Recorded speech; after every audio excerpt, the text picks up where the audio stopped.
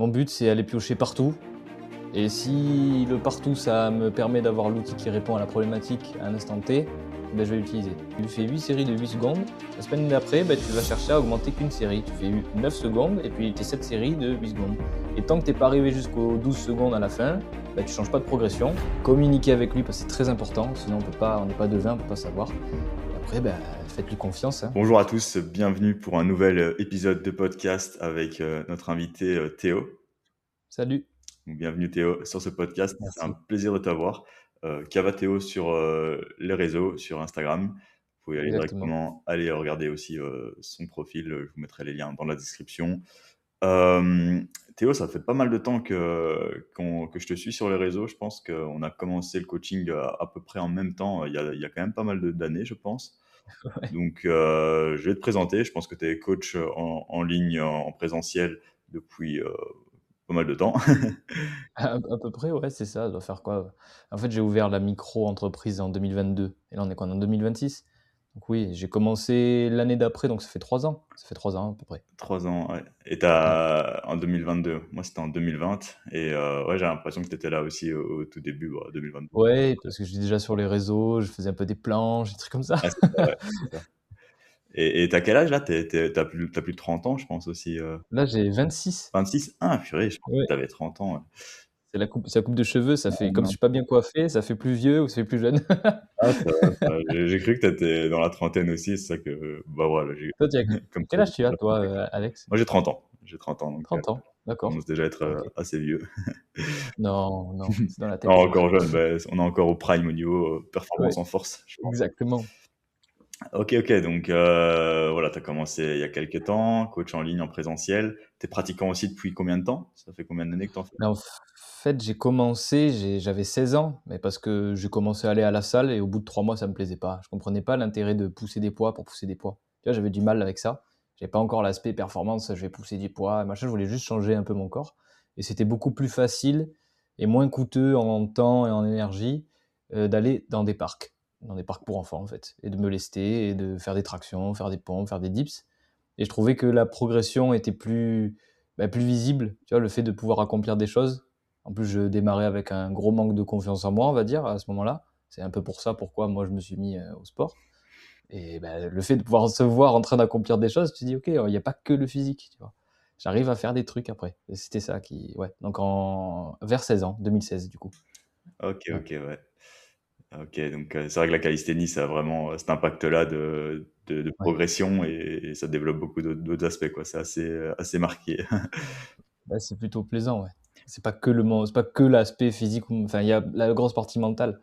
Mais je pense que pour s'enfermer dans ce sport-là, quand même, après on en parlera, parce que toi aussi tu fais des figures de calisthénie, je sais pas si tu as commencé par là, Ouais, mais il y a peut-être l'aspect, tu vois, OK, il faut s'accomplir, mais on a quand même, un gros manque, de je sais pas comment expliquer. Tu sens qu'il y a une souffrance, tu vois? Ça se part d'une souffrance, souvent. c'est fort possible. C'est fort possible. Ouais, faudra trouver laquelle, mais c'est clair que ouais, pour s'obstiner pendant des années sur une figure ou grappiller Ouais, quelques secondes, passer un stade, c'est vrai que on peut, de l'extérieur, pour la population générale, ça peut paraître quand même assez fou. après c'est peut-être pas valable pour tout le monde, mais moi en tout cas ça partait d'une souffrance, mais Mhm. qui s'est bien transformée en tout cas. Ouais, je pense que ça doit être le cas de pas mal. Ouais, en vrai. Et moi, ce qui m'intéressait dans ton profil, c'est que tu t'intéressais à pas mal d'aspects de l'entraînement, Mmh. donc notamment bah, la calisthénie en elle-même. Puis je te voyais en street lifting, donc je me suis dit, oui, Théo, c'est aussi un coach un peu hybride, calisthénie, street lifting. Et puis, j'ai vu que tu t'intéressais beaucoup à la prépa physique, tu avais coaché des équipes de rugby, tu regardais les travaux de Thibaudot, puis là, récemment, là, je vois Secret d'entraîneur, Kevin Ferreira avec la mobilité et tout, donc tu touches à pas mal d'aspects. Et je trouve Ouais. ça intéressant parce que je trouve qu'en KCI, on est très vite bah, limité, quoi. C'est très fermé comme discipline. Et donc, ça m'intéressait de voir un coach voilà, un peu calisthénie qui va se former pas mal et qui continue à se former après ton expérience. Donc, on aura l'occasion de discuter de Ah ouais, quelques sujets, avec mais plaisir. voilà, pour vous dire que Théo, bah, c'est quelqu'un qui a l'air de pas mal se former, sur pas mal de sujets différents, et je pense que ça peut enrichir ta pratique. Et à l'époque aussi, tu partageais quand même des concepts assez avancés, profonds, et donc c'était intéressant de suivre ton contenu. Merci beaucoup. On va discuter de tout ça aujourd'hui. Donc, pour te rappeler un peu le but du podcast, l'idée c'est que on discute entraînement sur des sujets de vraiment en long et en large, assez pratiques. Ici, on a 1 heure, donc on va essayer d'être relativement bref. Mais Oui, on va on quand peut un même peu pouvoir, dépresser si tu veux. on va pouvoir étoffer quand même un petit peu. Tu me diras, voilà, quand tu as envie Oui. de stopper. Et voilà, qu'on vous donne du concret, qu'on vous donne des explications plus détaillées des entraînements, de l'entraînement, des principes de l'entraînement de force, des exemples concrets de programmation, et voilà, qu'on échange chacun avec nos approches. Ouais, bah, super. Parfait.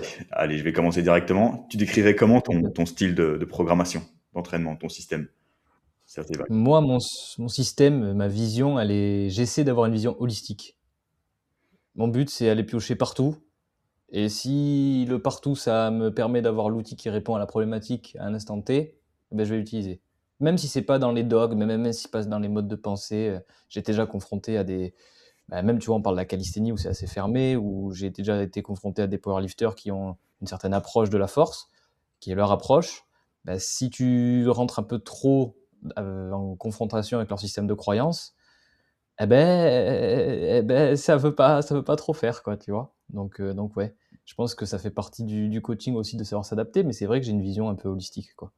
Voilà. Je pense OK. que tu es à peu près pareil toi aussi, pour avoir une pratique, Ouais, quand même. Même si j'ai quand même tendance à rester quand même sur ce qui se fait de manière générale. J'aime bien me renseigner, me former à gauche, à droite, mais j'essaye de oui, rester quand même dans mon système par peur de m'éparpiller, par exemple. J'ai peur que voilà, on sait que nos coachés, ils ont un temps limité, qu'on a des oui, choses qui fonctionnent, et qu'en essayant des choses peut-être un peu trop variées, c'est compliqué. Mais je trouve que c'est quand même bien d'aller chercher ailleurs, parce que c'est là qu'on a le plus à apprendre au final, et que parfois, c'est un peu la nouveauté qui va créer quelque exactement, chose de oui. différent.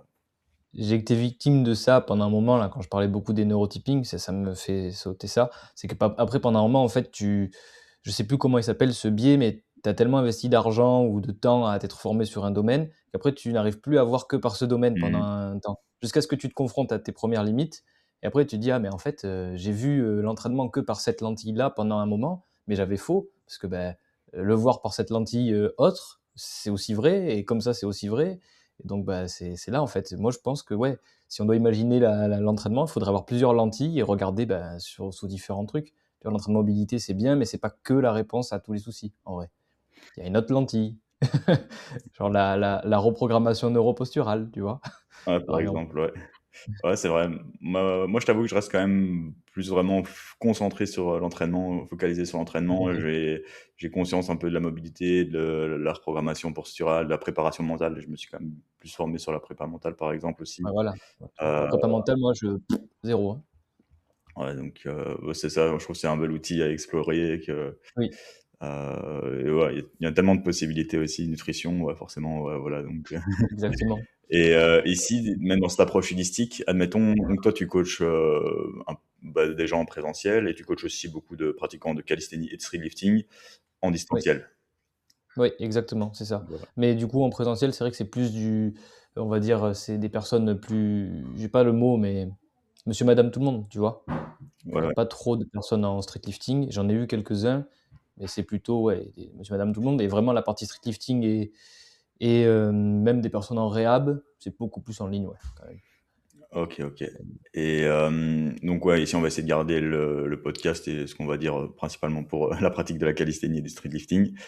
Et Oui. dans ceux que tu coaches en calisthénie et streetlifting, qu'est-ce que tu penses de l'hybridation des 2 disciplines? Est-ce que tu en as qui pratiquent ça, ou alors est-ce qu'ils ont plus tendance à choisir l'un ou l'autre? Et c'est quoi ton avis là-dessus? Et moi, je trouve qu'en fait, tous ceux qui se sont mis au street et j'ai fait le passage aussi, c'est des enfin, des au street lifting, en tout cas, c'est des gens qui sont venus un peu du calisthenics, tu vois? Et ça, je sais que c'est ton domaine d'expertise, le fait d'allier les 2 correctement. Il me semble, hein, tu me dis si je me trompe, Ouais, c'est un peu, mais toi, je sais que tu aimes bien cette approche-là, je te vois souvent faire des front levers, ce genre de choses et moi, je suis plutôt d'accord avec ça parce que vraiment, pour avoir fait l'expérience, je faisais pas de dips lestés, ou en tout cas peu, pas en force. J'avais une très bonne force en planche, même en front lever, et je pouvais dips avec un poids de corps, alors c'est plus trop impressionnant maintenant, avec un poids de corps à 58 kg, je dipsais des 80 kg, mais fois 1, fois 2, fois 3, assez facilement. Il suffisait que je m'y mette un peu, et 90 kg, c'était facile, tu vois. T'as une force de base qui est accumulée, qui est quand même impressionnante. Je pense que le fait que ça soit des skills qui sont plus ou moins avancés quand même, tu as un transfert de force qui peut se faire à un moment donné. Après de là, dire que tu vas récupérer tous les gains pour faire du street, c'est encore autre chose. Mais par exemple, ouais, là, j'ai en tête par exemple le HSPU, tu sais, que tu peux faire. Eh ben, souvent, les pratiquants, ils vont bloquer au niveau du front, parce que c'est un peu dur. Et là où tu peux retrouver ça sur un mouvement de streetlifting, ça va être sur le dips. Là, tu vois, je me fais souvent la réflexion. Les gens, c'est soit ils perdent la tension, ils restent en bas, soit ils arrivent à remonter et ils bloquent juste avant de réussir à verrouiller le triceps. Et finalement, tu te retrouves pas avec les bras au même endroit, mais tu te retrouves dans la même angulation du coude. Donc tu peux te dire, ok, si je bosse ma HSPU, potentiellement que ça peut m'aider quelque part à bosser mon extension de coude et ma fin d'amplitude sur le dips, en stimulant différemment. Voilà. Mmh. Ouais, C'est mon avis. c'est quelque chose que je mets beaucoup en avant, c'est que finalement les patterns, des mouvements sont assez similaires, quoi. C'est une flexion d'épaule, Ouais. une, flexion de l'avant-bras sur le bras, c'est une extension d'épaule et une, extension de l'avant-bras sur, le bras aussi, et au final, les muscles travaillés, c'est le biceps, le triceps, le grand dorsal, le deltoïde antérieur, et finalement, il y a quand même des gains à faire l'un vers l'autre. Après, comme tu dis, bah, c'est pas miraculeux, c'est pas la solution pour progresser au max dans un ou l'autre. Mais Ouais. moi, je trouve que ce système-là est vraiment bien pour bah, l'adhésion, pour Oui, l'adhérence, ouais. ouais, c'est vraiment apprécier ses entraînements, travailler plusieurs qualités, et pour l'objectivité, la standardisation, pas mal de petites raisons assez intéressantes, quoi. Puis c'est cool, quoi. Enfin, tu sais faire des choses. Franchement, tu sais faire des trucs. Si on te demande de les montrer, ah, qu'est-ce que t'as appris à la salle? Ben, t'as pas besoin d'avoir un banc développé couché pour montrer que tu sais que t'es fort, quoi. Tu te mets la tête en bas, tu sais faire des HSPU. Même d'un point de vue santé, en vrai, le simple fait de garder des amplitudes articulaires au-dessus de la tête, on sait que tout ce qui est overhead, c'est un peu dur, tu vois, chez certaines personnes. Réussir à se mettre dans un handstand en étant aligné sans avoir trop de compensation lombaire par rapport à une flexion d'épaule, c'est un bon truc, quoi. Enfin, moi, je trouve que c'est un bon truc pour la santé des épaules. Non, et même au niveau cognitif, tu gères ton équilibre et tout. Enfin, chez certaines personnes, après, quand tu vas dans le vieillissement, tu vois, savoir faire des ATR, c'est quelque chose de bien. Moi, je trouve ça bien. Ouais, c'est vrai, pour entretenir le système vestibulaire d'une certaine manière. Eh oui, Et puis, en vrai. mobilité, ouais. De nouveau, c'est assez holistique. Et moi, j'avais été assez frappé par, ouais, le système un peu hybride, enfin, chez toi, parce que je pense qu'on a pas mal d'athlètes avec qui on a discuté sur les réseaux en commun. À l'époque, Oui, je sais que j'avais, Timothée, que j'avais eu sur un podcast, il y a longtemps, avec ok. Morgane, qui a été, travailler avec toi, et j'avais vu, à quel point il avait évolué sur, la planche, le front lever, enfin, le front lever, il galérait un peu plus, mais il avait bien évolué en planche, Ouais, en HSPU, ouais. 90, Ah, HSPU, et puis ouais. en streetlifting, pour, comme tu disais, faire complètement la conversion en streetlifting. Maintenant, il fait des compétitions, Mm. et ça fait une collaboration de longue durée qu'il a eu, donc il a un sacré Timothée, ouais, ça fait un moment que je l'ai. Je crois que ça fait plus de. Alors, en comptant moi, en vrai, j'ai jamais l'année, mais je crois que c'est plus de 15 mois. Il faudrait que je regarde par rapport au petit contrat qu'on a fait. Après, on a fait une petite pause parce que ça lui a fait du bien. Et même, tu vois, je pousse en général, moi, les personnes que j'ai à dire allez voir d'autres personnes, Mmh. changez de truc. Je peux vous apporter une partie, j'ai mes propres billets, allez voir d'autres gens. Comme ça, vous voyez, vous testez, ça vous fait progresser, ça varie. Parce que, en vrai, nous, on varie d'une certaine façon, mais on a toujours à peu près le même système de pensée. Donc c'est bien d'avoir quelqu'un qui fait varier les entraînements, en vrai. Et là, tu es sûr de potentiellement relancer une progression. Enfin, moi, j'estime que ça peut être bien. Mais oui, la collaboration avec Timothée, ça fait un moment, hein. Et d'ailleurs, il fait encore des HSPU. Ah, c'est ça, même dans sa même il fait des compétitions de streetlifting, à un bon niveau, à haut niveau, il fait Et les il en fait championnats de quand même. France, bah, il calait encore des HSP, quoi. Ouais, et c'est sa demande à lui, tu vois. Et moi, je suis tout à fait d'accord avec ça. Et il y a Étienne aussi, du coup, que Ouais, tu as eu. ouais, et Étienne. Étienne, bah, justement, on parlait de collaboration, et justement, Étienne, ça faisait aussi 2 ans et plus qu'on travaillait ensemble. Oui, Il avait envie d'explorer autre chose, voilà, comme tu dis, à un moment, ben, on se répète un peu. Ce qui est bien, c'est que ça ce qui est marrant, c'est que ça fonctionne, ça continue à fonctionner, mais ouais, c'est vrai que les gains, passé à un stade, c'était petit, mais à chaque fois, on augmentait son total oui. petit à petit, on avançait sur ses skills, mais il avait envie d'explorer autre chose, et on se posait la question, chez qui on pourrait t'orienter comme coach en France, et on avait OK. parlé de toi finalement, et Ouais, puis ah bah, donc il est venu chez toi. Et comme tu dis, ça relance une dynamique de progression et ça, c'est riche bien sûr. d'expérience. Moi, j'invite aussi mes athlètes parfois à faire une petite pause après une période de 6 mois, un an, 2 ans de coaching. Ça, aller voir quelque chose de complètement différent ou plus ou moins le même, et ça peut faire que du bien, quoi. Puis même après les gens, ils expérimentent de leur côté, ils testent des trucs que potentiellement nous, on n'aurait pas osé faire avec eux Mmh. et après, par exemple, c'était le cas de Timothée. Tu vois, il revient 3-4 mois après, il m'a fait confiance pour ses premières prépas, il revient là, il me dit: «Ben voilà, j'ai vu que ça marchait». Je dis: «OK, eh beh, j'ai compris tes priorités, on reprend cette trame-là, je l'adapte par rapport à la prog et puis c'est parti, quoi». Et là, pour l'instant, je touche du bois, j'espère que ça va continuer, il y a ça fonctionne, tu vois? Ça fonctionne. Et donc, oui, voilà. Et puis pour revenir sur Étienne, il était extrêmement content de ce que tu faisais avec lui. Et moi, je lui ai dit: «Mais pourquoi? Pourquoi tu changes? Tu es content avec Alex, ça progresse, pourquoi changer?» Et cette envie d'explorer, ouais. Mmh. Et c'est marrant parce que je regarde les stories d'Étienne maintenant et je me dis, bah, en fait, c'est quasiment ce que je lui aurais fait faire. Tu vois, c'est le même système, c'est c'est marrant. Oui, oui, voilà. Mais Moi, je rajoute un peu plus de mobilité. ouais, C'est peut-être la seule différence et toi, tu dois rajouter autre chose, tu vois? Mais en soi, dans les grandes lignes, on est forcément d'accord, tu vois? mmh, Il avait les mêmes envies, je pense, chez toi c'est et ça, quand c'est il est là, ici. Et quand il reviendra sûrement vers toi à un moment, s'il revient ou autre, tu vois? Si eh bah, il refera sûrement les mêmes choses ou plus ou moins, tu vois? Parce qu'il a toujours le truc de: «Je veux faire, des 90 HSPU, je veux être fort en HSPU, je veux un gros squat», et puis voilà, donc ouais. C'est juste que peut-être dans l'approche fine de la prog, on fait pas les mêmes choses. Peut-être que toi, tu as d'autres, systèmes, sur lesquels tu fais de progression ou autre? Je sais pas. ouais, on va essayer d'en discuter. On va essayer d'en discuter. Mais oui, c'est pour ça. Il y avait aussi, un autre athlète, j'avais été aussi choqué de la progression qu'il avait eue, c'était, Max, Max Amblard? je pense, je sais plus c'est quoi son Ouais. prénom. Je me rappelle à l'époque, il était tout jeune, il avait genre 16 ans, il m'a envoyé des messages sur Instagram, et Ah oui. on échangeait et tout. Puis je crois que je l'ai plus vu pendant, 2-3 ans, et un jour je l'ai revu, il avait un squat à 2,20 et je voyais que tu le coachais. J'étais: «Ouf, purée, il a pas Ah oui, chômé». lui, c'est un ovni. Lui, c'est un ovni. Pareil, c'est rigolo parce que du coup, il t'a envoyé des messages. Il m'a envoyé des messages aussi plus jeunes et moi, je lui répondais, tu vois? Je dis: «Ah vas-y, fais comme ci, fais comme ça». Après, il a vite lâché le street, les planches et tout Ouais, c'est ça, et il puis des questions ouais, là-dessus, parce qu'il avait c'est des ça. énormes jambes. Ouais, ouais, il a des le gars, la première fois qu'il a touché une barre de squat, il soulevait 200 kilos. J'avais jamais vu ça. Je dis: «Mais oh!» Le gars, il faisait des bulgariennes à 50 kilos par main sur des séries de 8 à 12 et puis il touche une barre de squat. Il s'est dit: «Ah, avec mes potes, je vais faire du squat». Il fait du x2 sans technique, sans rien. X2 à 200. C'est OK. hallucinant. En 10 mois, il chope 50 kilos sur son total, mais je pense que tu lui mets n'importe qui sur la prog et il progresse, hein. Mmh mh. Vraiment n'importe qui, hein. Ouais, c'est ça. C'est de nouveau les prédispositions, enfin, que ce soit même en street lifting finalement ou en statique, c'est tellement, impactant sur, le potentiel qu'on a ou le rythme de progression qu'on a aussi. Exactement, ouais. Bah, tu qu'à prendre Valentin Blanc aussi, qui est très connu en planche. Mmh. Quand le gars, tu l'entends, il dit: «En 3 mois, j'avais déjà la straddle», il fait: «Bon, bah, d'accord». C'était pas mon cas. C'est clair.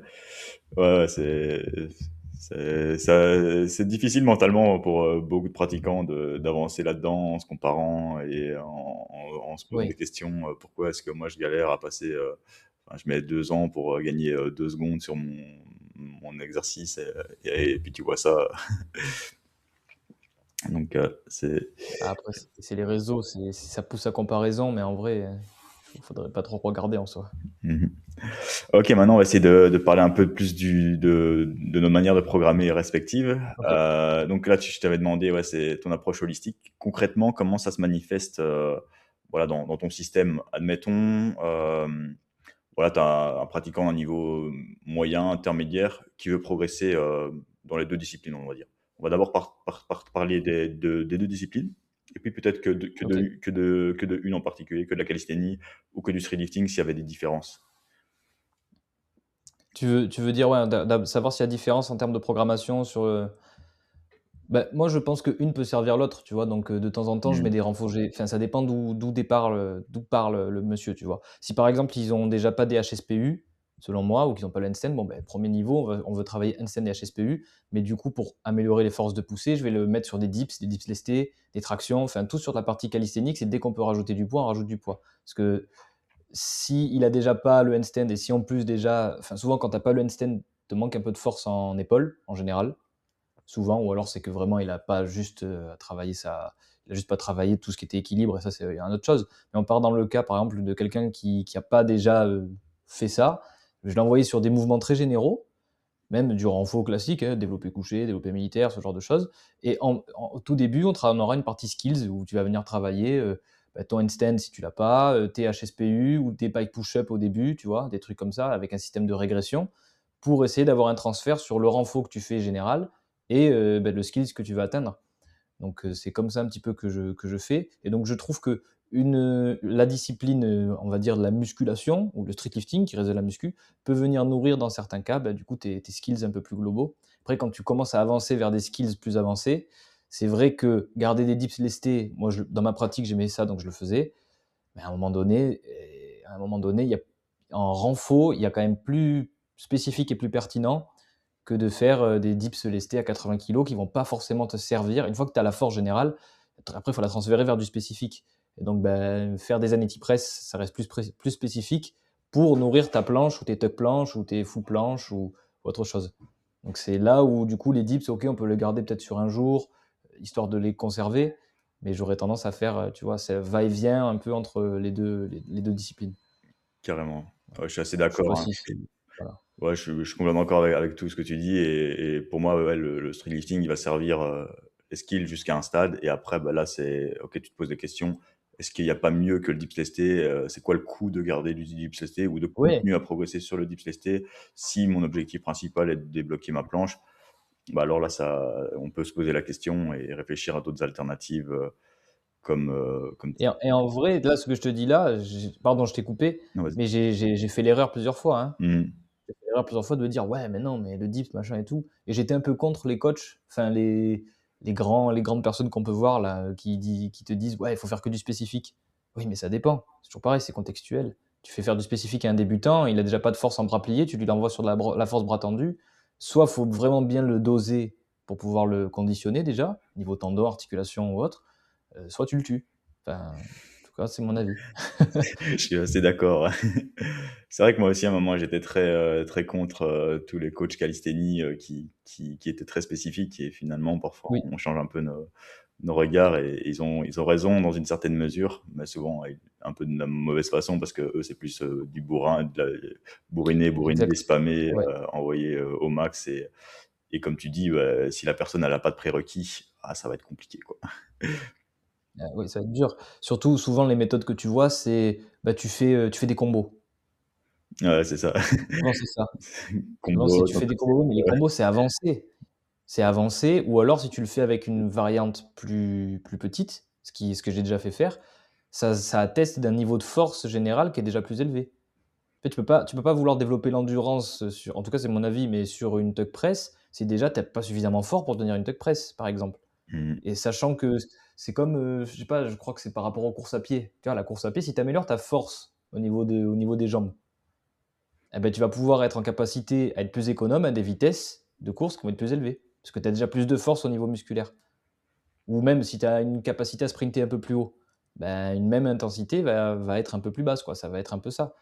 Ou même si on part de la course à pied, tu prends tes tractions, tu veux faire 25 tractions. Si ton poids du corps en pourcentage de ta force maximale aux tractions lestées, il représente quelque chose de beaucoup plus bas parce que tu es très fort, c'est normalement plus facile de développer ton endurance et de faire plus de reps. Ouais, tout à fait. C'est pour ça que on a tous intérêt à développer la force, hein. En général, oui, c'est ça. Et c'est ça que Et c'est un peu le piège, hein, des combos, c'est que finalement c'est presque un autre sport, quoi, comme on en parlait, ça devient de l'endurance de force. C'est les personnes qui font des combos ont un niveau de force tellement plus haut que les combos, qu'ils enchaînent et exactement, malheureusement, la plupart des gens ne peuvent pas se permettre d'avoir des combos parce sont tout simplement pas assez forts et que le sport pendant des exact, années, voire, à jamais, ça reste le développement de la force et c'est pour ça. exactement. Si tu prends Valentin Blanc qui fait des 5 push-up, press, je prends lui parce que c'est l'un des plus connus, un des plus forts. Mais je pense que tu lui mets un lest sur le dos ou sur les chevilles, mais il est capable de mettre 5 ou 10 kilos, je sais pas moi, tu vois? Et il tient sa planche peut-être 5 secondes comme ça, et là, il force, mais il est en force max. Là, Mmh. il est plus trop en force max, le monsieur, pour faire tout ce qu'il fait. C'est ça. Et après, lui, il a pu développer sa force max en faisant que de la force max ou en faisant que du spécifique et ça a fonctionné pour lui. Mais Oui, peut-être pas pour tout le monde, quoi. Parce que on doit vite passer nos capacités de récupération, je pense, pour beaucoup de personnes. Il y aura plein de facteurs limitants et c'est là qu'on va pouvoir, nous, les combler peut-être avec notre approche en exactement. étant un peu plus généraliste, je pense.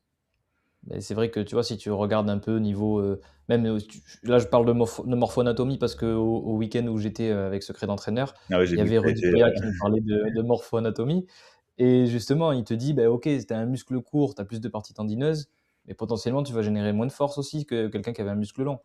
Il dit: «Bon, bah, OK, bah, cool, bah, ça veut dire quoi? Ça veut dire que si je fais des planches, je vais», tu vois? Ça peut impacter rien que ça, et ça, tu peux pas le changer. Tu vas pas pouvoir changer tes insertions, tu peux pas allonger ton muscle, c'est pas possible. Donc, bah, oui, forcément.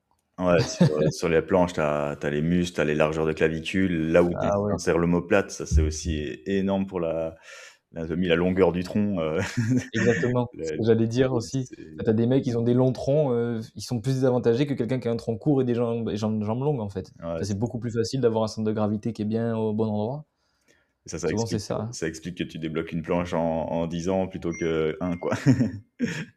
Exactement, exactement. Ah, perso, moi, ça m'a pris au moins 2 ans et demi, hein, quand même, hein. Ouais et encore, bon, c'est plutôt solide parce que tu as quand même tu as un très bon niveau en street, dans ta pratique personnelle.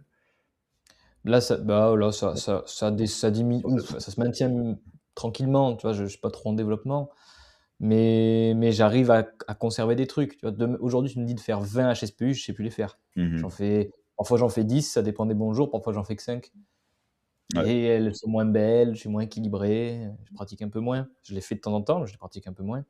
Bah, c'est sûr qu'avant, c'était trop simple, Mmh trop simple. Mais je faisais pas les jambes. Ah, c'était c'est vrai que C'est autre chose. maintenant, dans ta pratique personnelle, tu fais encore, donc c'est vrai que j'ai vu que tu avais repris un peu de street. Là, je vois que tu fais de la course à pied, des Hyrox, mais dans ta pratique personnelle, enfin, tu fais encore, tu fais de la calisthénie et du street lifting ou alors tu touches un petit peu à tout, en ce moment? Dans ma pratique personnelle, en fait, ce que je fais, c'est j'aime bien, intégrer les concepts que j'essaie d'apprendre, tu OK. vois? Donc moi, je me considère comme un laboratoire, donc je teste. Là, tu vois, je l'ai pas dit et je vais le dire sur le podcast, moi ça va m'engager, j'aurais pas le choix. Ça fait 2 semaines que je me mets à bosser mon grand écart, latéral, tu Ah ouais. vois? Pour, appliquer les concepts de mobilité. Je me dis: «OK, je veux voir ce que ça fait, je vais les pousser jusqu'au bout, et puis voilà, peut-être que je vais réussir, peut-être que je vais pas réussir». Donc ça, c'est une partie, tu vois?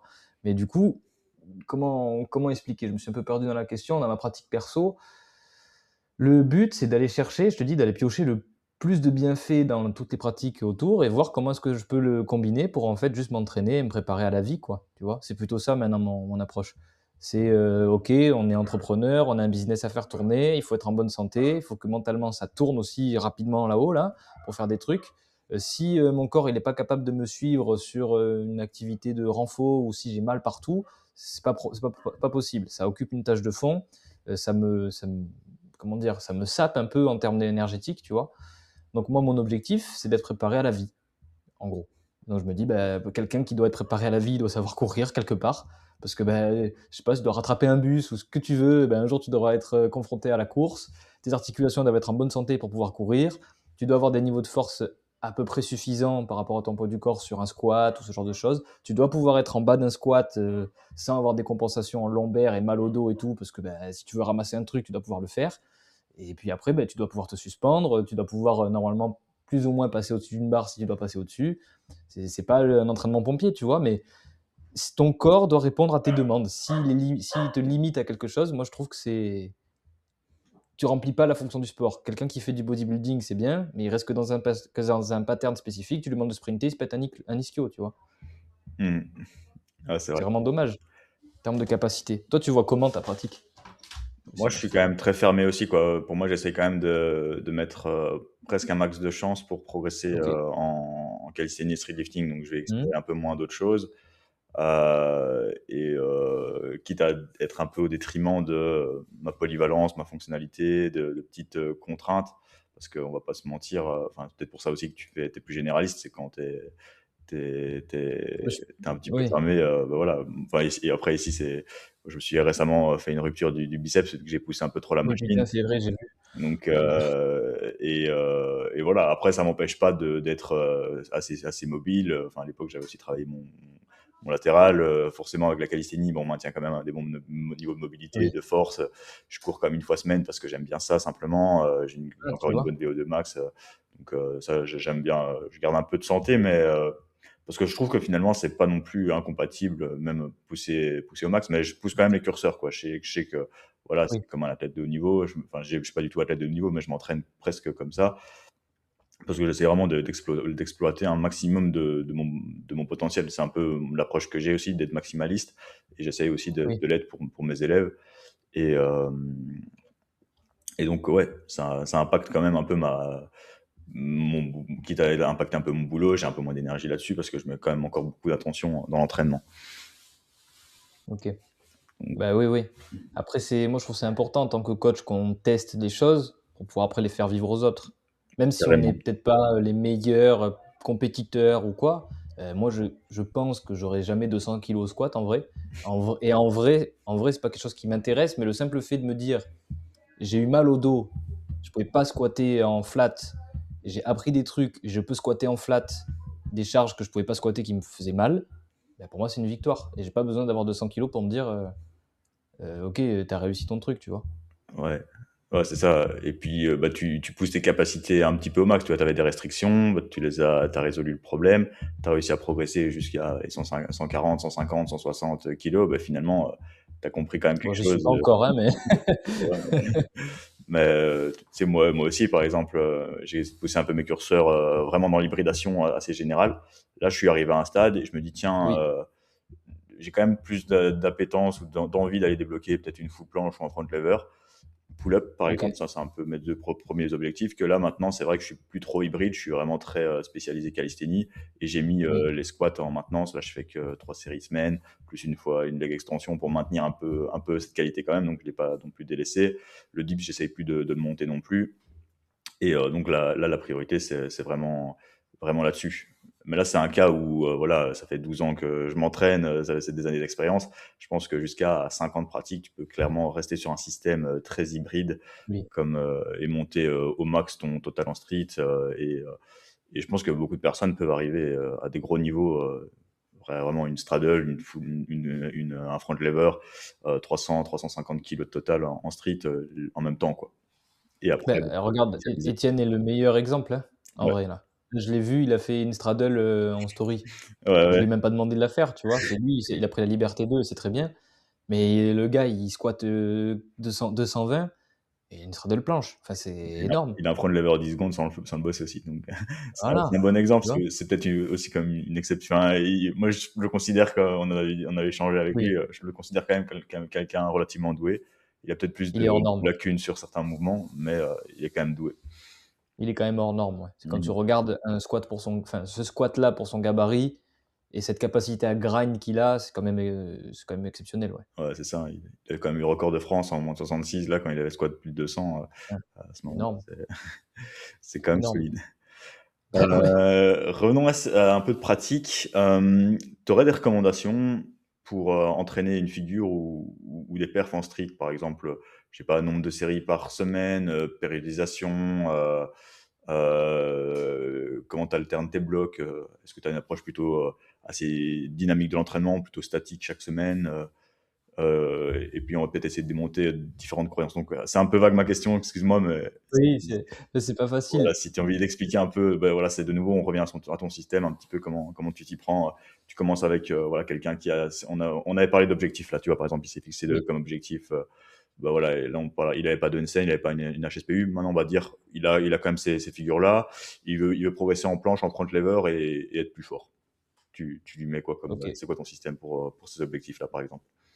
Bah, déjà de base, en vrai, mon système pour ça, c'est le gars, il a les HSPU, on va continuer à les bosser parce que, il faudrait qu'il monte au moins jusqu'à 5 ou même 10 répétitions de quelque chose de facile. Après, par exemple, je vais le faire changer sur les surfaces aussi. peut-être l'habituer déjà aux parallettes, parce qu'on sait que c'est quand même pas pareil. Tu vois, entre le sol et les paras, perso, moi, j'étais pas très fort sur les paras. J'étais beaucoup plus à l'aise sur le sol, sur les HSPU. Et pour les planches, c'est l'inverse. Et après, ben, moi, je commencerai à l'introduire par tout ce qui est ligne planche, du temps sous tension assez long, parce qu'on sait qu'on va avoir des adaptations au niveau tendineuse.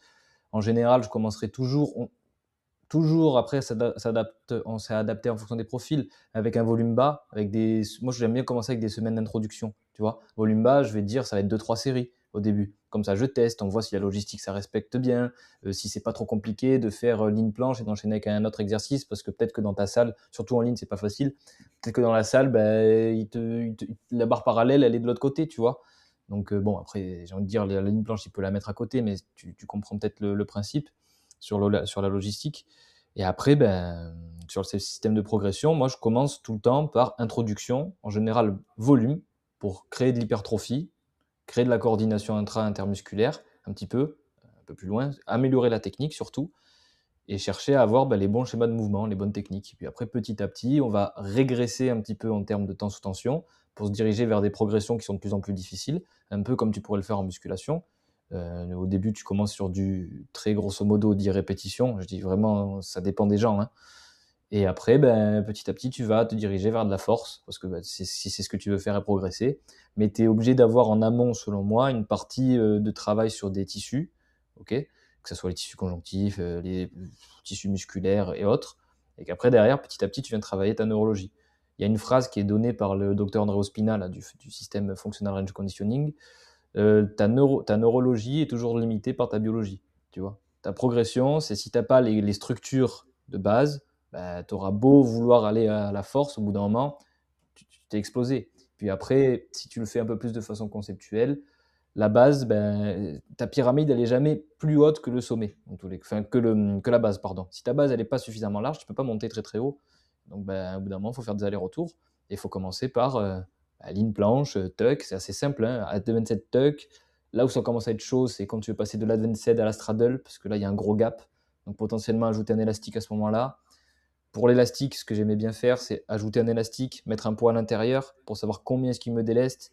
Du coup, tu sais plus ou moins, ah ok, si je baisse un peu l'élastique, ben là, si je baisse l'élastique, c'est en moins, combien ça m'enlève? Ah ben peut-être 12 kilos, donc tu peux être un peu plus fin dans ta progression. Je sais qu'il y a les systèmes de poulies aussi, moi j'en avais créé un, tu sais, de Jim Forza. Ouais, C'est c'est bien, mais je préfère quand même l'élastique en vrai. ouais. Parce que après tu te reposes trop sur le système de poulie, tu dis: «Ah ouais, c'est vachement bien et tout», et une des erreurs qui peut être souvent fait, c'est d'utiliser trop d'élastique, en tout cas qui te déleste trop, et au final tu finis à faire des full planches, mais tu es plus du tout spécifique parce que tu as plus du tout la charge que tu devrais avoir, mais tu es spécifique parce que tu as la même position et la même angulation. Tu dirais combien de C'est là kilos où maximum sur un élastique moi j'enlèverais max du max, mais vraiment max du max 20. 20? Ah ouais. Moi, Ouais, j'ai toi quand même tu eu préférerais tendance quoi? à enlever du 25. Ah ouais? Et j'ai remarqué que même si je m'entraînais quasiment que un bloc avec du 25, bah, je progressais quand même sur du free, quoi. Même si OK. parfois la transition, elle te met une claque, mais j'ai remarqué que ça empêchait quand même pas d'avoir ça. Et je remarque que parfois, c'est quand même nécessaire pour réaliser les bonnes activations, parce que même si la personne, elle a déjà une advanced stock solide, par exemple, et que tu lui mets du 15, Oui, bah, parfois, elle n'arrive pas non plus à bien activer. Donc, oui. après, je suis d'accord avec toi que Bah, après voilà. dès que tu peux te permettre moins, on essaye de mettre moins, mais je remarque que 25, c'est OK. Plus, je le OK. ferai pas, mais 25.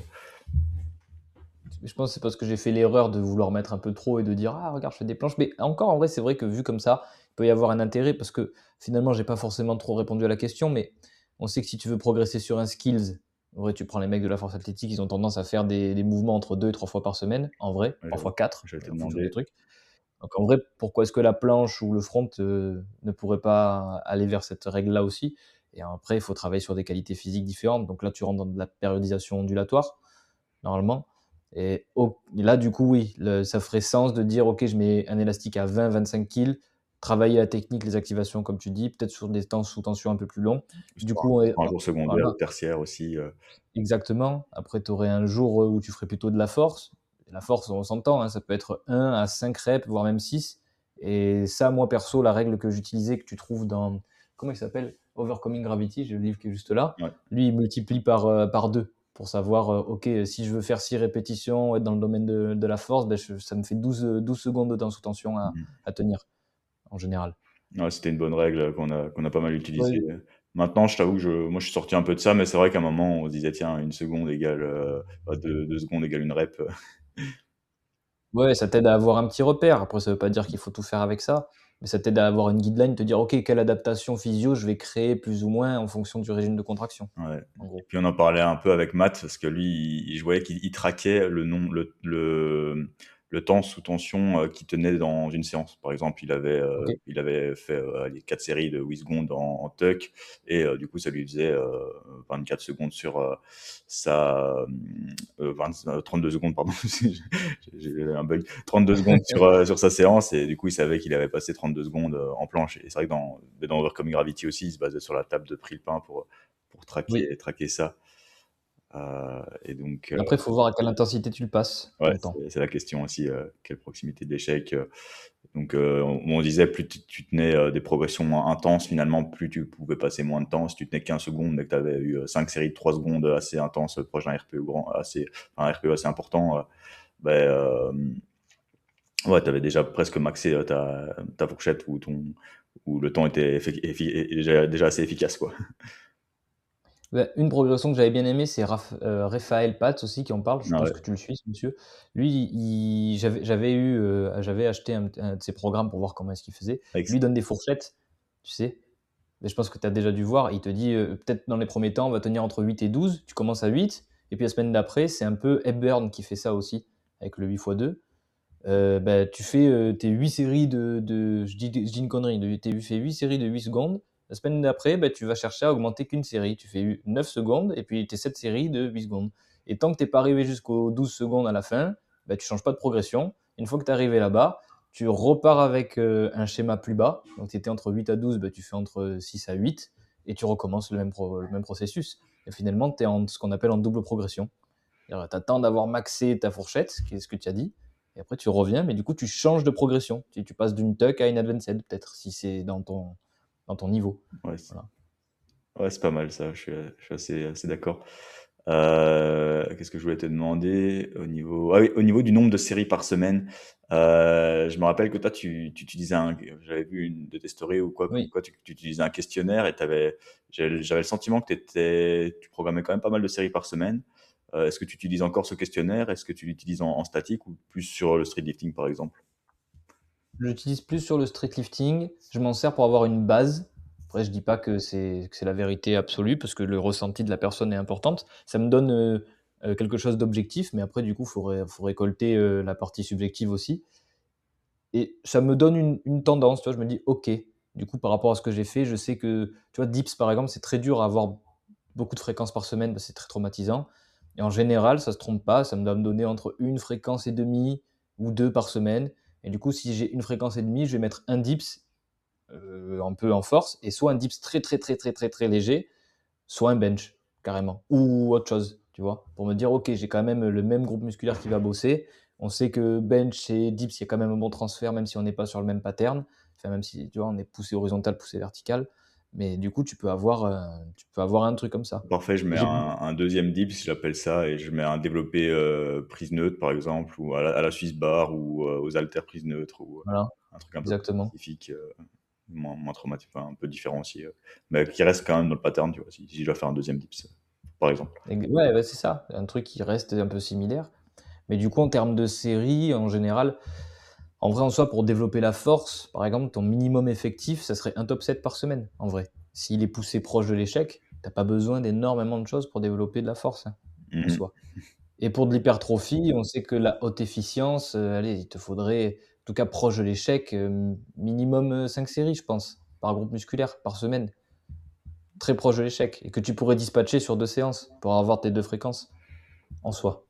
Ouais. C'est vraiment le minimum, hein. Ouais, c'est la dose minimale. Mais c'est vrai que c'est la dose minimale, mais en vrai, tu as déjà, ouais, 80-90-95 des gains avec cette dose Exactement. et qu'après, bah, c'est que du, retour diminuant en général. Ouais, c'est les diminish returns, ça, c'est les, je sais plus comment on dit en français. C'est le, je sais plus comment on dit, j'ai plus la traduction. Bah, retour diminuant, quoi, c'est la courbe de gauche, Ouais, c'est ça. ça Oui, c'est ça. s'aplatit Mais exactement. tant qu'on peut aller chercher le pourcentage, et puis de nouveau, on revient à l'adhésion, l'adhérence, bah, c'est là que quand tu aimes bien en faire beaucoup, bah, que tu pratiques un peu plus, tu es un peu plus dans le sport. Oui, c'est ça. Et Puis surtout après, un sportif en de haut street, niveau, il va chercher, hein. pardon? Ouais, pour le haut Un niveau, ouais. sportif de haut niveau, il faut qu'il aille grappiller les derniers pourcents, lui. C'est ça, ouais, c'est ça. C'est pour ça qu'en street, je remarque, enfin, les gens, ils ont du mal à se contenter de la dose minimale effective, parce que concrètement, on pourrait très bien progresser avec 6 séries de planches ou 30 levers par semaine, faire 2 séances Bah, de ouais. 3 séries, un top 7 de back-off, Bah, oui. et let's go, quoi. Surtout, moi, c'est un peu un truc que j'ai tendance à faire pour ceux qui progressent dans les deux, en général avec l'approche hybride, parce que tu sais qu'après tes 3 séries, bah, tu as quand même ta force et tu progresses sur ton dips ou sur un développé militaire ou autre exercice brut, ben, tu es quand même content, tu as le sentiment d'avoir travaillé. Maintenant, la différence avec, enfin, pour un gars qui fait que de la calisthénie, là, et qui doit prioriser vraiment ses statiques, bah là, tu as peut-être intérêt à lui mettre un peu plus de séries, quoi, peut-être. Voilà, tu me diras un peu ta Oui, oui. préparation. Moi, parfois, je monte à aller à 6, voire 10 séries sur la session, parfois même 4 fois semaine. Donc, tu te retrouves parfois avec des 40 séries de planches par semaine. Mais dans tes 40 séries, tu sais que tu en as quand même allez, une dizaine, allez, entre 10 et 20 qui sont vraiment sous max. Et quand même, quelques-unes qui sont en volume, mais une dizaine qui sont vraiment dures, quoi. Après, en fait, en soi, du moment que tu changes, soit un peu ton schéma de mouvement, soit tes qualités physiques travaillées, soit les 2, Mhm. ton corps est pas stimulé pareil, c'est pas les mêmes lignes de tissu qui sont engagées, donc tu risques peu finalement de surcharge. L'erreur, ça serait de dire: «Je fais un top 7 tous les jours sur de la planche», je pense.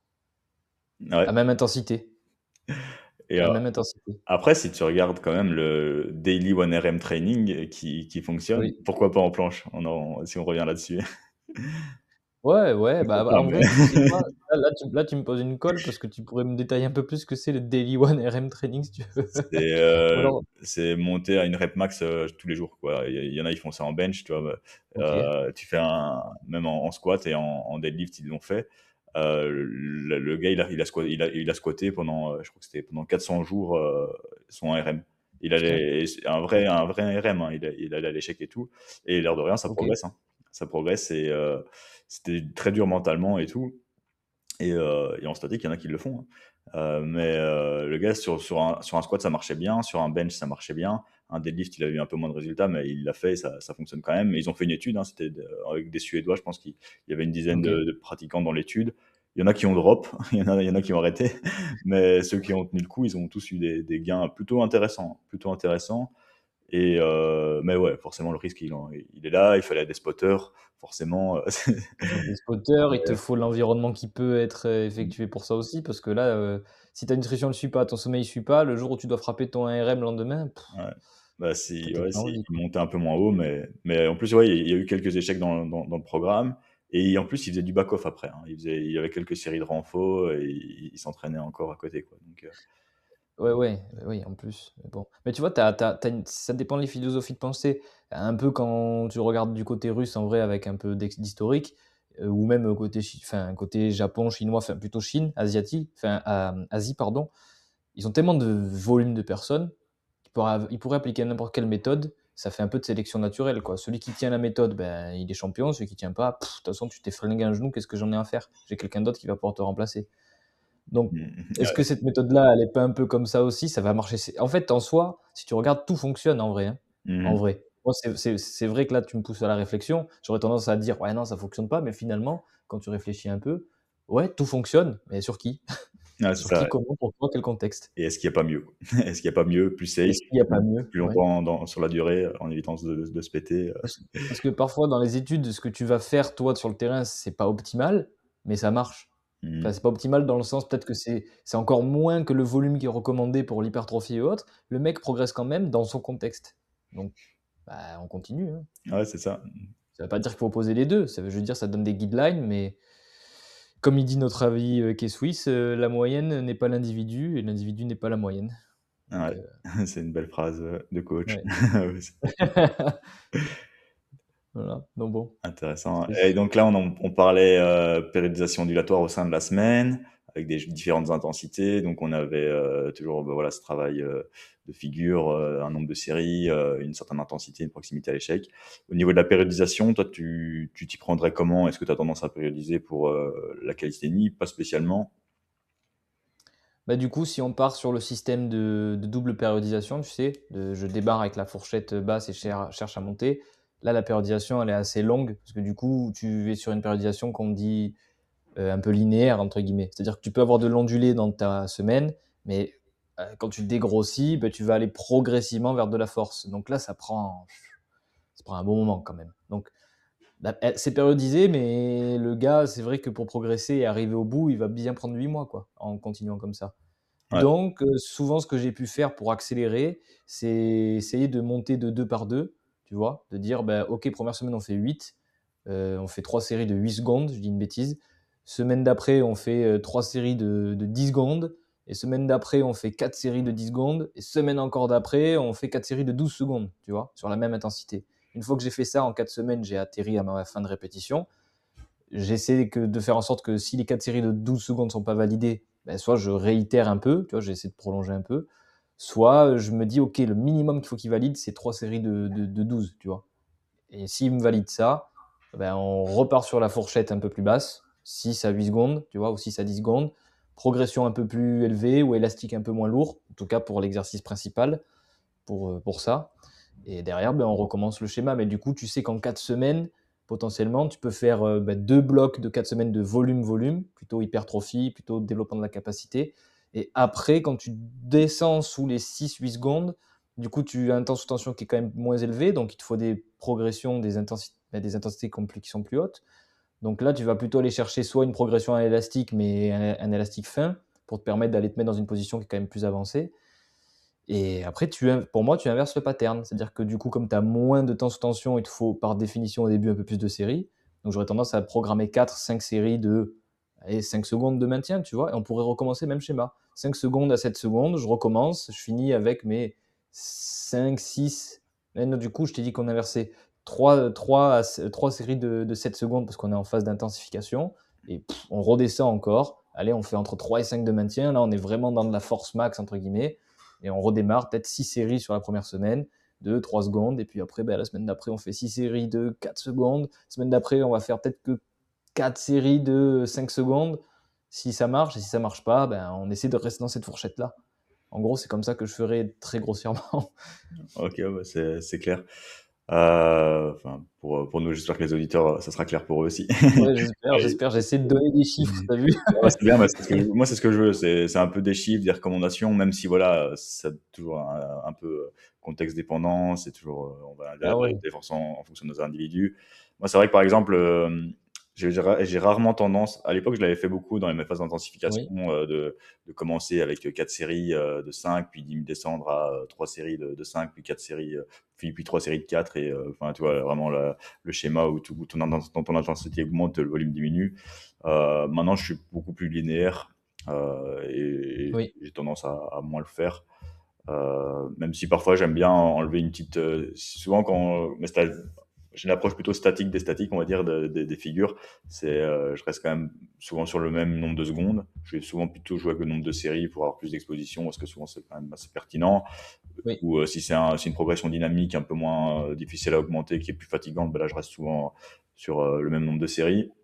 Et parfois, je me permets d'enlever une petite série d'accessoires, quoi. Voilà, j'enlève une petite série d'accessoires vers la fin du bloc, ou une série de back-off sur une progression où il y avait du volume pour laisser plus de place sur la progression principale, et moins jouer avec ce nombre de séries. Mais voilà, ça reste une manière qui fonctionne de nouveau. Oui. Et j'ai tendance parfois même à donner des fourchettes de séries. Souvent, ça m'est arrivé ça. Sur les Ah ouais, parties skills, tu vois?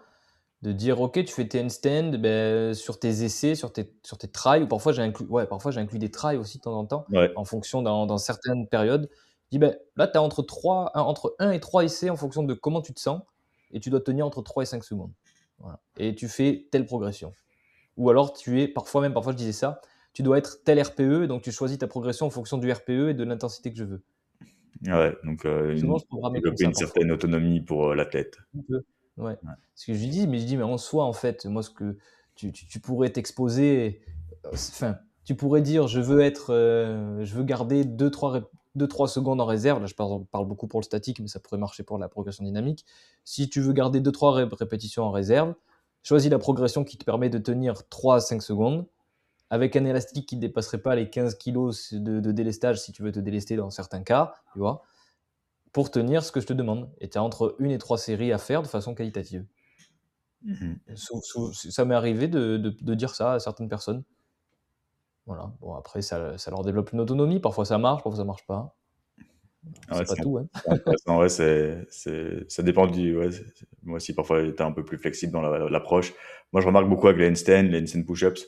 Là, tu fonctionnes plus, ok, 5 tentatives ou comme tu disais, ou alors 10 minutes libres, 10 minutes non structurées en handstand.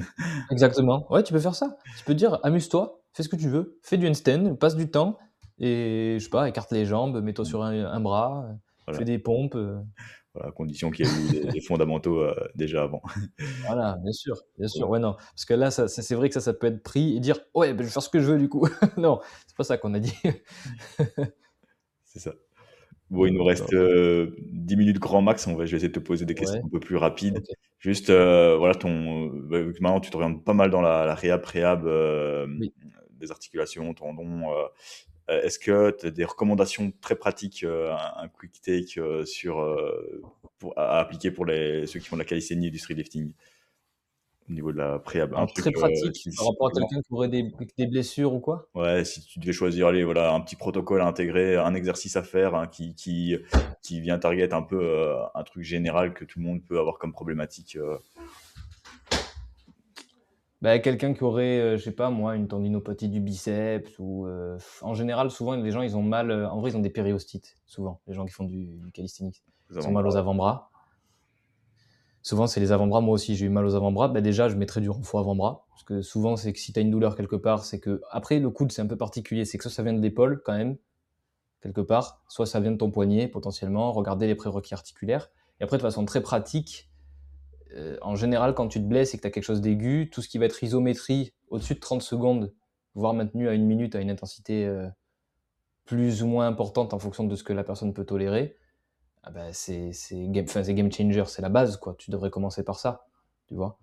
Tu devrais commencer par ça, tu devrais commencer à trouver l'angle qui pourrait potentiellement te faire mal, en tout cas, trouver un exercice qui stimule l'angle, mais toi, tu n'irais pas dans l'angle, tu vois ce que je veux dire? Tu sors de quelques degrés. Parce qu'on sait que l'isométrie, tu peux avoir des adaptations sur plus ou moins 10 degrés autour de l'angle. Donc, soit tu te rapproches de ça, tu tolères pas de douleur, comme ça, tu as aucun problème. Souvent, on disait, ouais, 2-3 sur 10 de douleur, mais en vrai, ça peut entretenir une douleur chronique. Et ton point d'entrée, ça va être 30 secondes, 1 minute, 1 minute 30 à peu près. Ok, Et ouais. à une intensité qui provoque pas de douleur et ça, tu peux l'appliquer à n'importe quel tissu, quoi. Vraiment, hein. Alors je sais pas si ça te paraît très pratique, tu vois? Si tu veux que je précise un peu, tu me le dis, mais Non, voilà, par exemple, déjà, voilà, pour beaucoup de plancheurs, faire déjà en prérequis, euh, avoir fait une période où on travaillait ses avant-bras quand on commençait la pratique ou par période renforcée. Là, tu parles aussi des coudes, ça arrive souvent, ou de l'épaule, ou alors justement, ben, voilà, oui. si on a mal au coude, ça vient de l'épaule. Ça, c'est intéressant. Je sais pas si tu aurais Ouais, c'est ça peut voilà, des déficits communs ou des exercices communs que tu mettrais pour l'épaule. bah, par exemple, souvent ce qui pourrait arriver, tu sais que pour la planche, il faut potentiellement avoir une rotation externe de l'humérus, tu vois? Pour mettre justement ton biceps un peu en avant légèrement. Si tu manques de cette rotation externe, on pourrait imaginer que peut-être que du coup, ben, ce qui fait que tu peux faire la planche, c'est que tu prends tout dans ton épicondyle latéral ici, là. Parce que justement, tu mets pas suffisamment ton biceps en tension.